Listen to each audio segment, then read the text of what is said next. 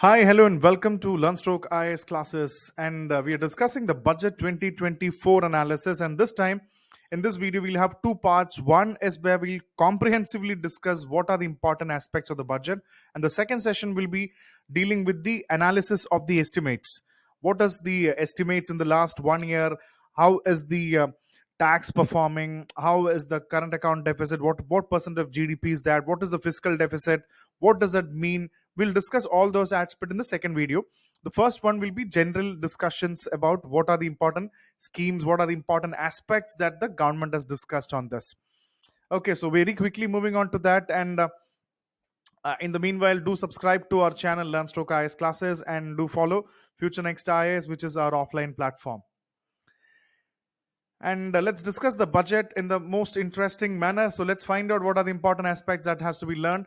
First of all, please understand, before the budget, it's very important that you know about the key budget documents. There are a few basic questions that can be asked for the civil service exam. Like a budget document contains a lot of things like what is the AFS, or the annual financial statement, the demands of grant. It contains of the list of budget documents presented to the parliament besides the finance minister's speech. So this can even be a question. Apart from that, what is being given in the parliament? It is the annual financial statement is given, demand for grant is given, finance bill is given, and a fiscal policy statements under the FRBM Act 2003, and the macroeconomic framework statement is given. A medium term fiscal policy fiscal policy strategy statement is given.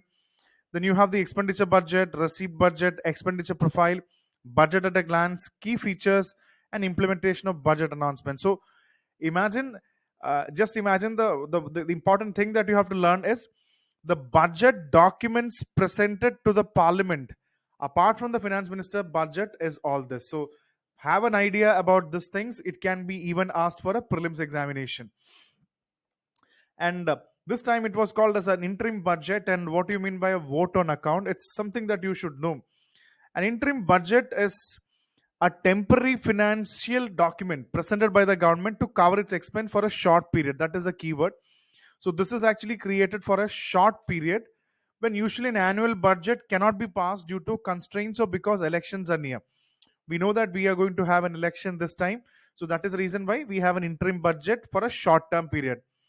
So the budget ensure that there is no disruption in the government activity. It has to be very clear. It is actually done for a short period, is what you call as an interim budget. And you can see it includes an account of government's income and expenses. Definitely, as every budget, it was also containing the income and expenses, but it does not propose, that is the word, major new schemes or changes in taxation, as they are generally reserved for the full budget. So this time also, not there are no big time changes, but there are some changes. And it also allows the government to meet its immediate expenses. Something that you have to remember here is it is giving government the opportunity to have immediate expenses until a new government is formed and it's passed by the legislature. So it is actually acting as a bridge. This is acting as a bridge. So which is ensuring the continuity of the government. So this is ensuring the continuity of the government. It's for immediate expense, and it's a bridge that you have to remember. What is a vote on account? It is a mechanism used by governments, including India's, to ensure that there is no interruption in the governmental operations. Just like we said, interim budget, that is vote on account. And this procedure is particularly relevant in the democracies where the budgetary process is tight. This is also important. Vote on account are very important in the budgetary process where parliamentary approval is important. So such questions can also come as a question in the civil service prelims also. And very important, as defined in Article 116 of the Indian Constitution, it's an advance grant. Vote on account is an advance grant to the government from the Consolidated Fund of India to cover short-term expenditure requirement until the new financial year begins. So Article 116, let's understand what is it. Is an advance grant. That is a key word. That is an advance grant. Article 116 again, and from the Consolidated Fund of India and short-term expenditure. So these are the important aspects of a vote on account. Like the full budget, vote on account requires approval from the parliament. Again, it needs the parliament. Since it's dealt only with the expenditure for a limited period, the discussion and approval process is usually very quicker and less contentious, where you see that there is no debate, there is no big time problem, because it has to be cleared. So this is regarding the important two concepts that you should definitely know in this session. And before we move on to the major aspects, let's find out some graphical description, something that the budget is talking about. There are various graphical depictions, but I've taken the most important depictions. Like this is something that you can see, the India and the world dollar GDP growth. So this is actually, you can see two images, and this line is actually denoted by India, and the line, the purple solid line, is actually the world economy. It is the world economy, and it is basically talking about the world GDP growth. It talks about the world GDP growth in the terms of dollars. That is important. It is actually in dollar. So what is this graph clearly showing? This is clearly showing that, so always understand, whenever there is zero, whenever it is going above zero, that means the Indian economy or the world economy is actually growing. Whenever it contracts, whenever it goes above zero, the world economy is increasing, and whenever the graph goes below zero, the economy is contracting. The economy will be contracting. So this is the important idea, and you can clearly see at this point of time, there are times when Indian economy is growing much better than, see, look at this peak actually. Look at this peak, and there are times when Indian economy is growing much above the world economy. So that is also something that is we noted. Indian economy has grown above the world economy, so it has grown faster than the world economy. But sometimes Indian economy has also gone down below the world economy. So this is the in short analysis that we have to take from here. So it is actually from financial year 14 to 29 it's being shown. So you can actually look at this. You can actually look at this phase. It is actually shown from different perspective, and the line moves up and down, showing how the growth rate varies from year to year. So GDP is a measure of the value of goods and services produced in an economy over a time. For example, the line goes above 0%, it indicates that India's economy grew compared to the previous year. If it dips, it means the economy contracted. So this is the important analysis that we have to take from this. So it is to be noted that India's growth rate is above the world average, indicating that India's economy is growing faster than the global economy. So there were times when India was growing better. There are also times when India's growth rate is below the world growth rate. That means the global economy is growing faster than India. That is something that we have to learn here. So that was the first important graph, and something that you can see, the declining current account deficit as a percentage of GDP. You can see this point from this has actually contracted to this point. So declining CAD is a factor of resilient India. This is completely talking about a new concept called resilient India. The examples of resilient India. So something that we can note here from the budget, and declining unemployment rate. So this is the declining unemployment rate. So just imagine in 2006.1, it has from 5.8 to 4.8, 4.2, 4.1, 3.2. So it is, see, such questions are very important for prelims examination, where they ask you, it is sequentially declined. It has declined over the years. It has seen a steady, you get this question, it has increased, a steady decline or a steady increase. So you can see from 6.1 it has declined, something that we have to note here. And some rising volume of digital transaction is also very important. So you can see just in financial year 28 the digital transaction was less, and just imagine in the FY24, you can see the digital transaction has increased. This is also showing that a lot of people are using digital transactions, something that we have to note here. And the average monthly gross GST collection, so it is also heartening take whenever you can say indirect taxation. So definitely tax revenue is very important. And you can actually compare the direct and indirect taxation, because we should definitely know what is the direct taxation, what is the indirect taxation, how is the money getting, whether it is income tax or whatever. So you can see that the tax is very important, the tax revenues. So you can see in the FY23 1.5 to 1.7 the collection has increased, which is again a good sign of resilient India. And you can see the headline inflation has fall. It's actually you can see a headline inflation fall.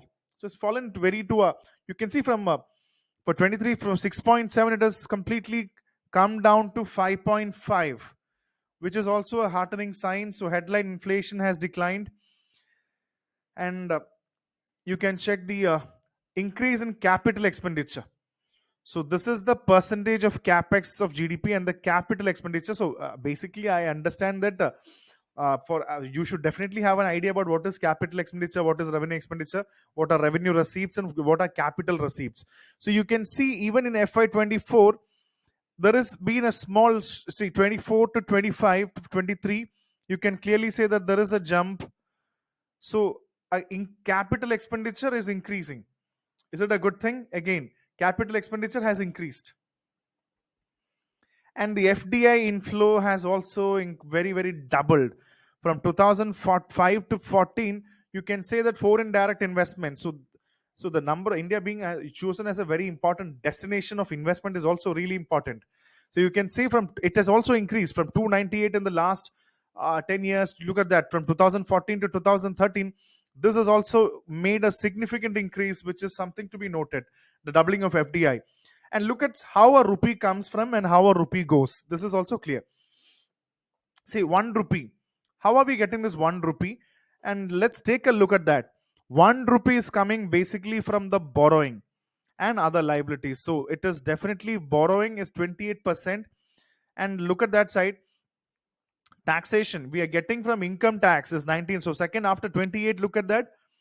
We are getting a 19% is income tax, and then you can closely look at the GST and other taxes. So income tax is 19, and GST is the next important. Such questions are also important for the prelims examination. They will ask you in the order of how the money is coming from this time.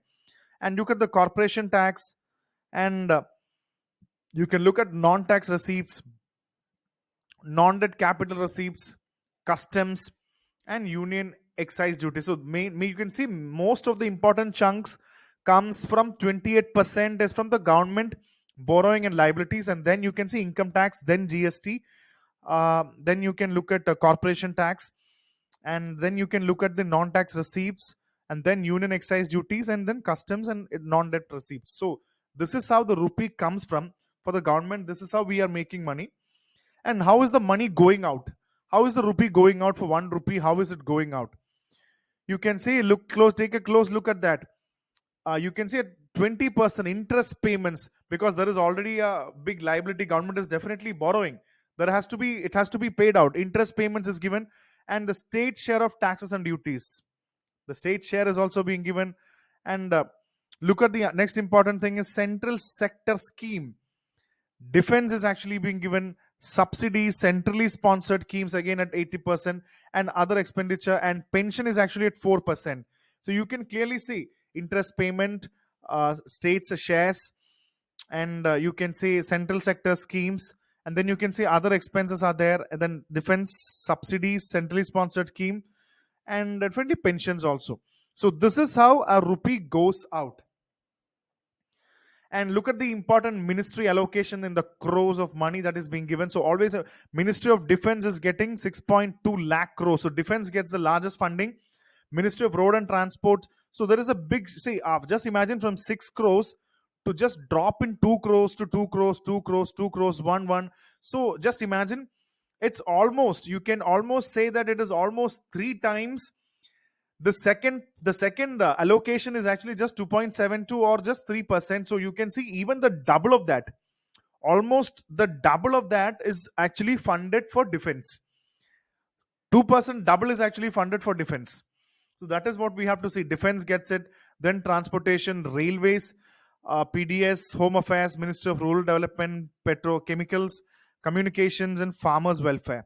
So this is how it is actually. This order is also very important in this budget. This is how the fund is being distributed. And look at the increase in this. You can see the Mahatma Gandhi, the Nariga, the funding has, you can see the guarantee scheme. This actually increased in 2004. Definitely it has increased. And Ayushman Bharat allocation of funds, even that has also increased. So this is actually increased, and this is increased. And the production link incentive scheme, that has also increased. And you can see modified program for development of semiconductors and manufacturing ecosystem has also, it has seen almost double change, double increase. So these are all important things that we saw an increase, and the increased investment in solar power grid is also increased almost to double phase from 4,000 to almost 8,500. It's almost from 297 to 600. Again, green hydrogen mission is also, national green hydrogen mission has also seen these changes. So these are all. And look at the revenue receipts. The revenue receipts has increased, and the capital receipts, you can say, compared to last time, the capital receipts has decreased. So the revenue receipts has increased, and the capital receipts have decreased. And the revenue expenditure has also increased, and the effective capital expenditure has also increased. So this, look at the graphs. It's very important that you know about the analysis of this graph also.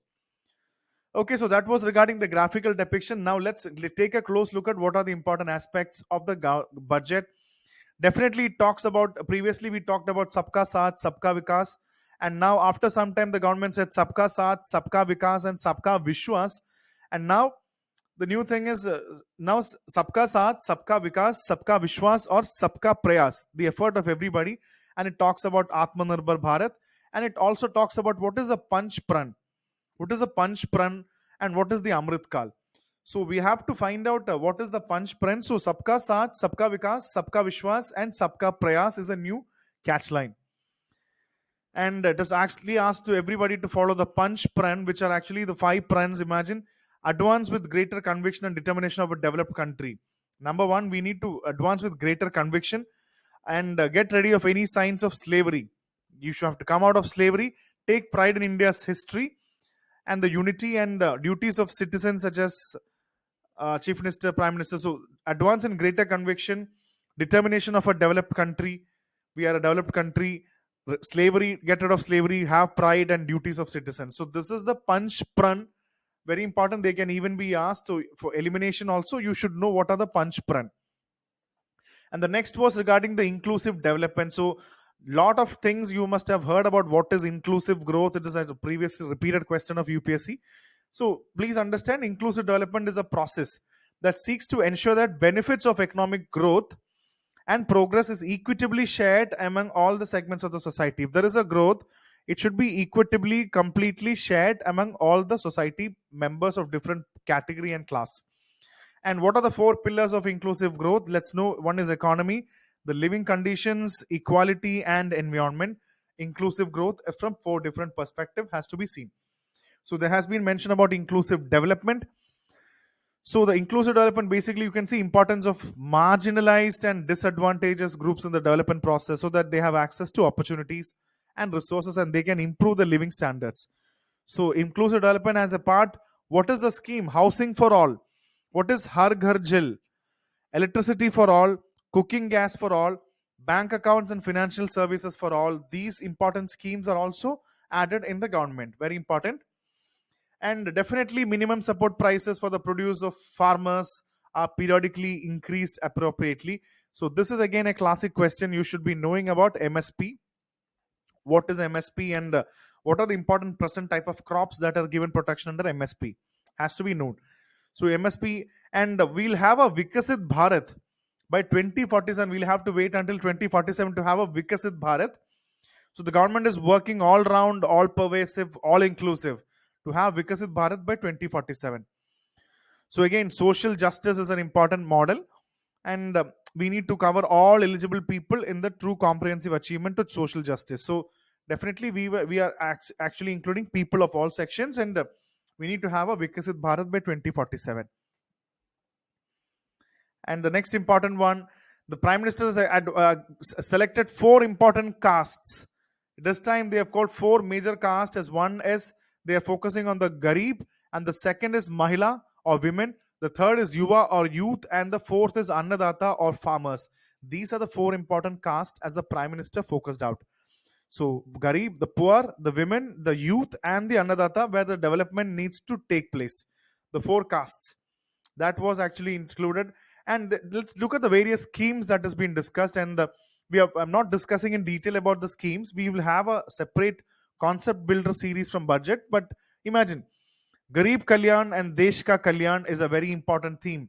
Garib Kalyan and Desh Ka Kalyan. And you can see, you must be knowing what is a direct benefit transfer when you transfer the money into the account. More than 34 lakh crore from the government using PM Jan Dhan accounts has led to more 2.7 lakhs crore of the government. This is something very heartening. This much Jan Dhan fund is actually being transferred. And what is PM Swanidhi is also been discussed. So apart from that, look at that, the Garib Kalyan, Desh Ka Kalyan is discussed, direct benefit transfer as leakages are saved, and PM Swanidhi, street vendor assistance. The PM Swanidhi is PM Street Vendors Atmanirbhar Nidhi, or the PM Swanidhi. It's a special microcredit facility launched by the Ministry of Housing and Urban Affairs. Get the clarity. It provides affordable loans to street vendors, facilitates collateral-free working capital loans up to 10,000 for 1 year tenure. So the government is giving this money to the street vendors. So Swanidhi has also increased. And what is the PM Janman? Means it's comprising central sector and centrally sponsored scheme. It's launched for the socio-economic welfare of the PVTG. Means what is PVTG? Particularly vulnerable tribal groups. So it is actually for the tribal groups. Launched on the occasion of Kunti in Jharkhand on the Janjatiya Gaurav Divas. And so please understand, this is for the Genman is for the PVTG, or particularly vulnerable tribal groups. And what is the Prime Minister Vishwakarma scheme? The PM Vishwakarma scheme, it provides supports to artisans and craftsmen of rural and urban area across India. So this has also been discussed, the Vishwakarma scheme. And what is the Prime Minister Kisan Samman Yojana? The Prime Minister Kisan Samman Yojana, which is a direct financial assistance, is provided to almost 11.8 crores farmers. So this value is not important. It's very important that you know about all the schemes, that the schemes are existing. And next is a crop insurance is also being given definitely under Prime Minister Fasal Bima Yojana. So look at the Prime Minister Kisan Samman Yojana, the direct financial assistance, and Prime Minister Fasal Bima Yojana, or the crop insurance. So this is actually discussed, and definitely discussion has come regarding the ENAM. What is the ENAM? You can see Electronic National Agriculture Market has integrated 1,360 agriculture mandis and is providing to almost 1.8 crore farmers with trading volume of 3 lakh crores. So you definitely, the National Agriculture Market is a really an important change maker. You should know what is the National Agriculture Market, or what is ENAM. And then it is talking about the National Education Policy of 2020 is creating a transformational reform, and that is what is, you have to remember, what is the concept of Prime Minister Shri or the PM Shri. What is this PM Shri? The Prime Minister Schools for Rising India. The PM Shri is Prime Minister, the PM Schools for Rising India are delivering quality teaching and nurturing holistic and well-rounded individuals. So PM Shri, no clarity, it's PM Schools for Rising India. And again, this Mudra effect has to be discussed. Mudra loans are very popular. The Skill India Mission has trained almost 1.4 crore youth, and they have upskilled and reskilled 54 lakhs. So the Skill India Mission is also important. You have to know what is the Skill India Mission and what is the purpose of PM Mudra Yojana. What is the Mudra loan? It has sanctioned almost 43 crores loan aggregating to 22 lakh crores for entrepreneur aspirations, for like startup credit guarantee schemes are assisting our youth. This is what the startup ecosystem is getting. Mudra loans are being given. Startup credit guarantee schemes are also being given. So this is how they have actually categorized. What about the growth of the sports? India is really proud. The budget really proudly said about Pragnananda, the chess prodigy and #1 ranked, and he is and also the highest ever medal tally in Asian Games and Asian Para Games, and the high confidence in chess is all attributed. In India has over 80 chess grandmasters compared to little over 2010. From 20 in 2010, now India has more grandmasters, and the chess as a sport is getting more value. Definitely now these days, Nari Shakti is talked about by the government, and this time the budget has talked about various aspects for women, various aspects of how women are getting more power.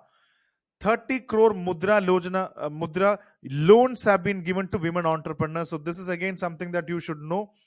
30 crore Mudra Yojana loans are dispersed for women. Number one, women are getting. And you can see the female enrollment in higher education has gone up by 28%. So the female enrollment is very important. And even in STEM courses like science, technology, engineering, and medicine, you can see the STEM courses, girls and women constitute 43% of the enrollment, one of the highest in the world. So even in the STEM, you can see women's performance is really, really high, one of the highest in the world. And making triple talaq illegal was a good thing for women. Reservation of one third women's seats is actually set by the government as a good thing. And over 70% houses under the PM Awas Yojana in rural areas to be women or sold. They were given to women. So in that also important, what is the Awas Yojana? The Prime Minister Awas Yojana has to be discussed. And a new version of GDP, the gross domestic product. Every time we talk about economics, the gross domestic product, the government is equally focused on more comprehensive. So this time in the budget, we have a new version of GDP, which is governance, development, and performance. So this can be even asked as a mains question. What is governance, development, and performance is the new GDP. So citizens first and minimum government, maximum governance approach has already been discussed. So it has already been told in many times. So we should have an idea about what we have: minimum governance and minimum government, maximum governance. And the GDP, governance, development, and performance is a new thing. So that is what we have to know. And look at some of the economics aspect that we have to learn from this side.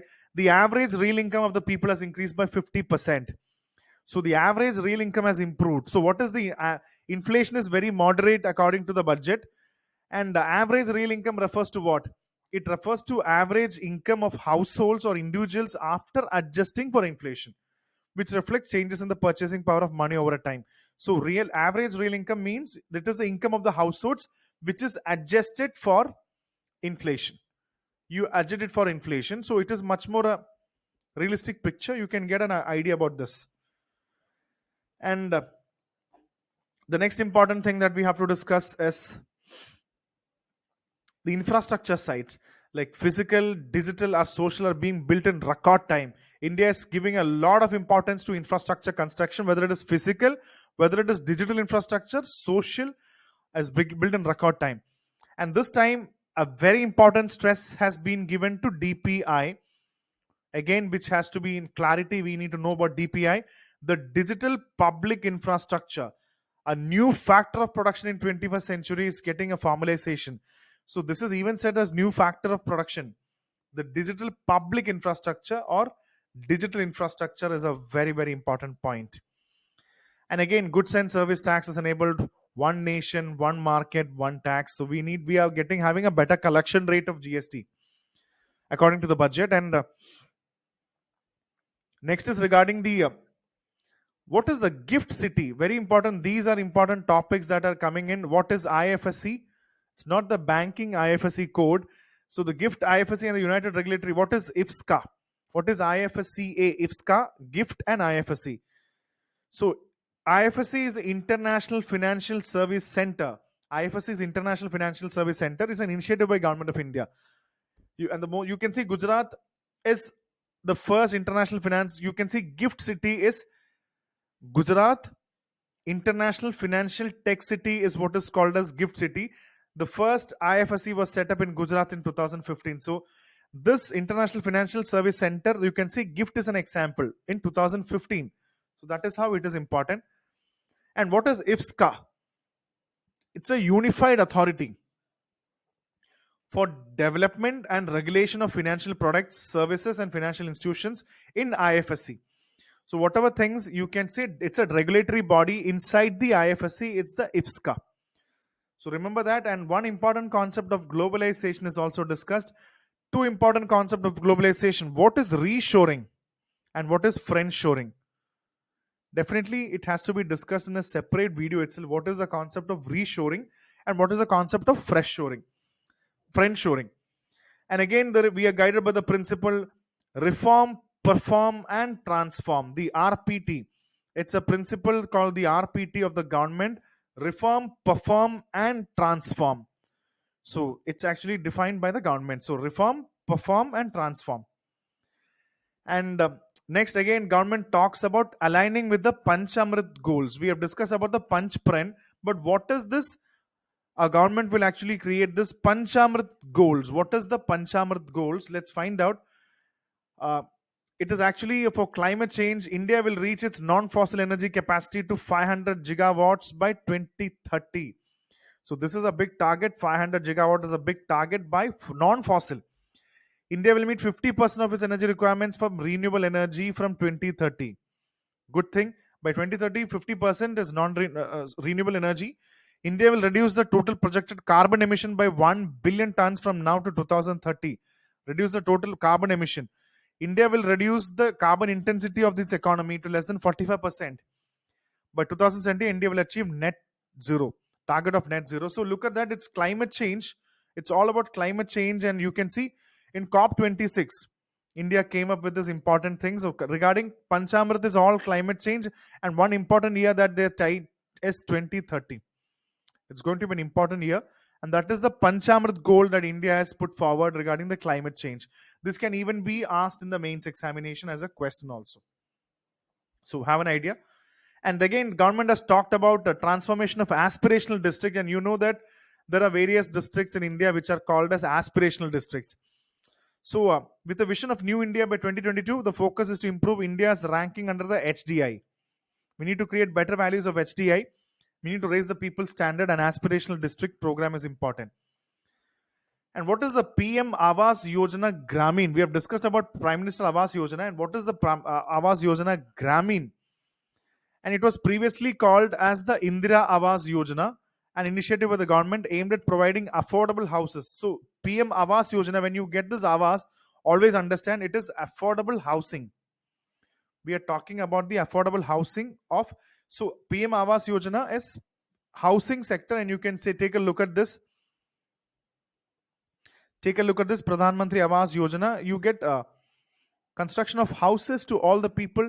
And this is the Gramin version. So previously known as Indira Awas Yojana, affordable housing is the key for the poor, rural poor people. Gramin, that is Prime Minister Awas Yojana Gramin. So that is also getting a lot of. And next important thing is regarding the energy support system is rooftop solarization. This time we need to increase the solar power.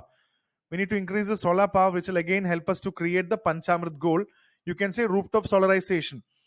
More than 10 million households enabling 300 units of free electricity will be available every month. So 10 million households, 300 units of free electricity. This is actually creating a clean, sustainable energy, has been giving official backing. And look at the scheme involved. Pradhan Mantri Suryodaya Yojana is importantly marked here. The Pradhan Mantri Suryodaya Yojana, rooftop solarization, 10 million households will reach it, and 300 units of free electricity is going to be coming out here. So this was announced post Narendra Modi's inauguration of the Ayodhya temple. So rooftop solarization again. More medical colleges and owned houses for middle class rather than rented houses. So more medical colleges are going to come, and owned houses for middle class people. So government believes that we should cut down the important rented house, and even the common middle class people should aim for owned houses, which is a physical realization of a dream actually. So government will help you to create your own houses, and more medical colleges are going to come. And regarding the government will encourage vaccination of girls in the age of 9 to 14 to prevent of cervical cancer. Very, very important. So you should be knowing what is cervical cancer, what are the important aspects. So look at that. You can take a look at the cancerous tissue here. Take a look at the cancerous tissue and how it has actually been noticed here. So this is a big time challenge for girls, ladies. So this time 9 to 14 young girls should be protected from this cervical cancer. And what is the UWIN platform? A new UWIN platform is created for managing immunization and intensified efforts of Mission Indradhanush. So Mission Indradhanush, definitely you know that. You should know more about that if you don't know. Has already been done. And so in order to give a new direction and managing it, you have a new portal called UWIN. So know about the health aspect of immunization. UWIN platform is coming. And definitely Ayushman Bharat scheme is extended to ASHA workers, Anganwadi workers and helpers. So we should know about Ayushman Bharat and also Ayushman Digital Mission. is also important. Ayushman digital mission also need to be learned. And moving on to the next important aspect is again the farm sector. Look at the scheme, Pradhan Mantri Kisan Sampada Yojana. It's another scheme, Pradhan Mantri. So remember, Kisan Sampada Yojana has benefited. And also Pradhan Mantri Formalization of Micro Food Processing Enterprising Yojana. So these are important. Look at that, Pradhan Mantri Formalization of Micro. It's actually related to the one is the Kisan Sampada Yojana, one is the Kisan Sampada, and next is the Micro Food Processing Enterprises Yojana. So these are all importantly mentioned, micro food processing and the Kisan Sampada Yojana regarding the farm sector.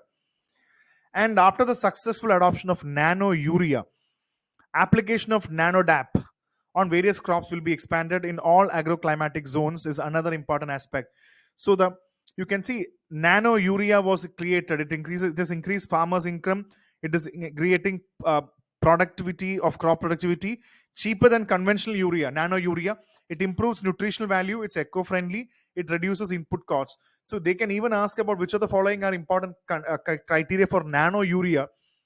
Farmers increase. You can see all these points that I've given is actually an important marker. Nutritional value, environment friendly, reduces input cost, and now it has been replaced. No better thing, not replaced. We'll have much more concept called nano DAP.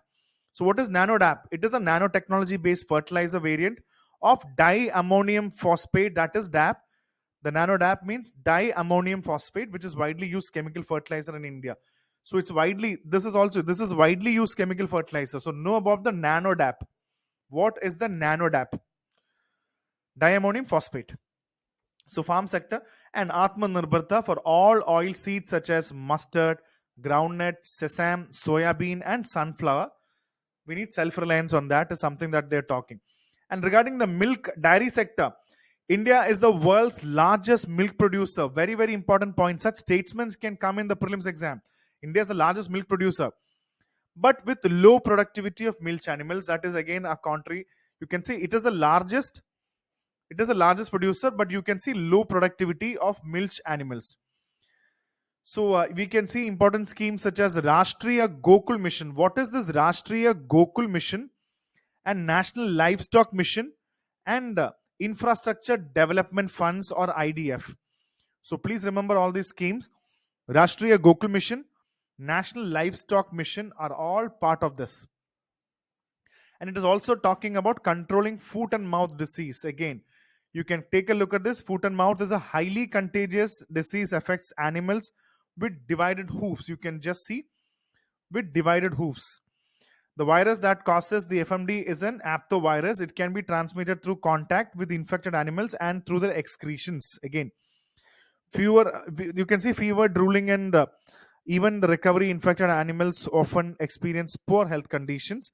While humans are rarely infected, they can stop the spread among the animals by practicing good hygiene, like hand washing after carrying an animal. It's very important. So the foot mouth disease.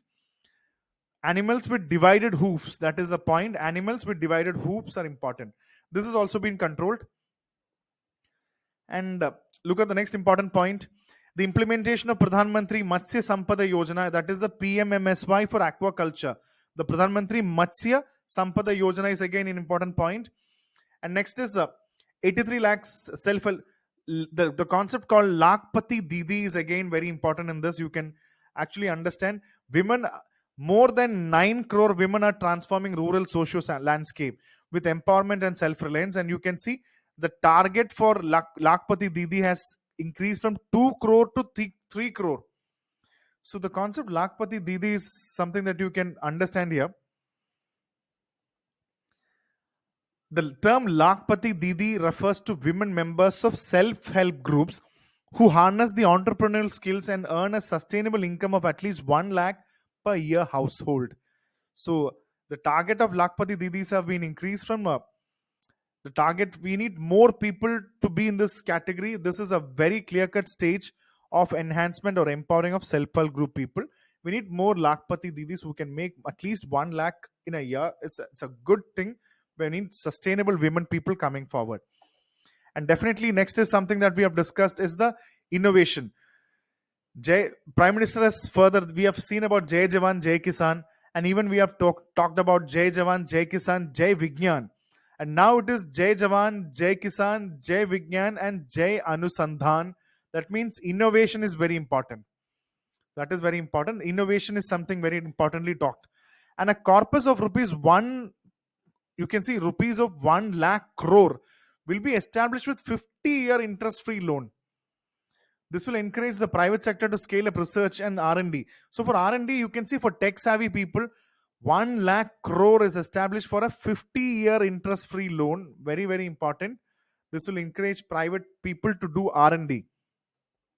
And again, infrastructure is big time. The government is tripling the capital expenditure. Very important. The government is tripling the capital expenditure. And that is it will be more than 3.4% of the GDP. Infrastructure, 3.4% of the GDP is tripling the infrastructure in expenditure. And the three major economic railway corridors. So what is the concept of railway corridor? So there are the three major railway corridors. One is energy, mineral, and cement corridors will be coming in. Then is the port connectivity, and next is the high traffic density. So all of this will be under the Prime Minister Gati Shakti, something that we have to note here. So energy, mineral, cement corridors, port connectivity corridors, high traffic density are all part of infrastructure. Know about the railway. And good news is 40,000 normal rail bogies will now be converted to Vande Bharat standards to ensure safety, convenience, and comfort of the passengers. So 40,000 bogies will now be becoming Vande Bharat standard, which is a good thing also. And next is regarding the moving on to the next important, the number of airports have doubled to 149. It's a good thing. Infrastructure. Udan is first of its kind scheme globally designed to jumpstart the regional aviation market. So the first Udan was actually in 2017 from Shimla to Delhi. Ude Desh ka Aam Nagrik. So every common man needs to fly. Ude Desh ka Aam Nagrik. That is Udan scheme. Know about the Udan scheme. Airports has doubled. And even the metro rail and Namo Bharat can be the catalyst for the required urban. Namo Bharat is an Indian Electric Multiple Unit, the EMU, train built on RapidX technology or the regional rapid transit services. So the Namo Bharat Express is Indian, it's an EMU built on RapidX things. So again, Namo Bharat and metro rails are being considered big time. And it definitely, we have discussed the Panchamrit. India is definitely looking for net zero by 2070. So look at the Panchamrit scheme again. And for infrastructure, definitely the VGF funding model or the viability gap funding will be provided for harnessing offshore energy, wind energy, and almost 1 gigawatt for initial capacity of 1 gigawatt for, look at this, wind energy, coal gasification and liquefaction capacity of 100 million ton will be set up by 2030. So VGF will be provided. Viability gap funding will be provided for harnessing offshore wind energy potential for 1 gigawatt. Wind energy, we need 1 gigawatt, and coal gasification and liquefaction capacity of 100 million ton by 2030 is the coal gasification. These are the targets: wind energy and coal gasification, liquefaction, 1 gigawatt and 100 million tons. And next is phased mandatory blending of compressed biogas. So this is again very, very important. What is the concept of CBG?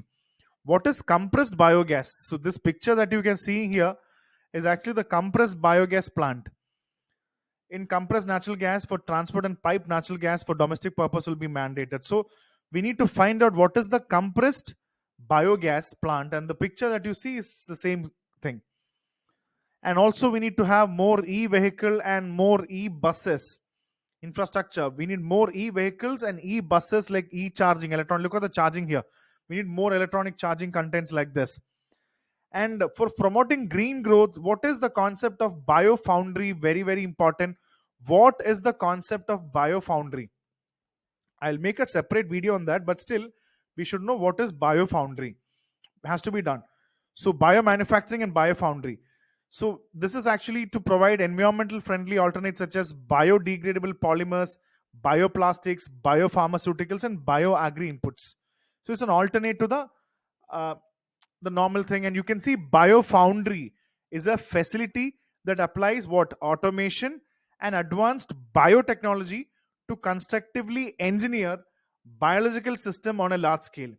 It's a concept rooted in the synthetic biology. So biofoundry is what applies. It is actually a facility, applies automation and advanced biotechnology to engineer what biological systems. It's rooted in synthetic biology. These are the key words of biofoundry. What is biofoundry? Know about this. And definitely blue economy 2 is launched. Blue economy has been discussed, so we should know. It refers to the sustainable use of ocean resources for economic growth, improve livelihoods and jobs while preserving the health of ocean. So we have to preserve the ocean ecosystem.